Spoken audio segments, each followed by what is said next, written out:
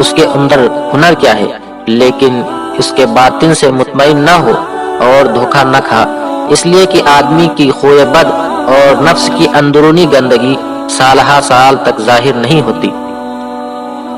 جو شخص اپنے سے زیادہ عقل مند سے جھگڑا کرتا ہے تاکہ لوگ اس کو عقل مند جانے، سمجھ لے کہ وہ بیوقوف ہے۔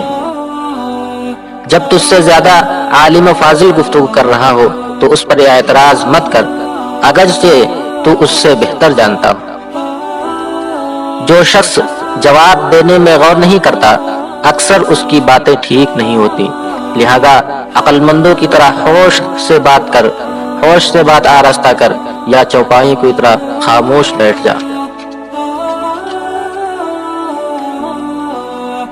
بیوقوف کے لیے خاموشی سے بہتر کوئی چیز نہیں ہے۔ بہت سے کام صبر سے پورے ہو جاتے ہیں اور جلدی کرنے والا منہ کے بل گر جاتا ہے۔ حضرت لقمان حکیم نے اپنے بیٹے کو نصیحت کی، اے بیٹے، شہوت ایک آگ ہے، اس سے پرہیز کر۔ شہوات میں مبتلا ہو کر اپنے اوپر دوزخ کی آگ تیز مت کر۔ اگر اس سے جلنے کی طاقت نہیں رکھتا ہے تو اس شہوت کی آگ کو صبر کے پانی سے آج ہی بجھا دے۔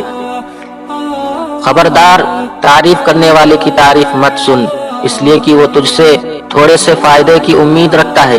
اگر کسی دن تو اس کا مقصد پورا نہ کرے گا تو وہ تیرے عیب کو 200 گنا کر کے لوگوں کے سامنے بیان کرے گا۔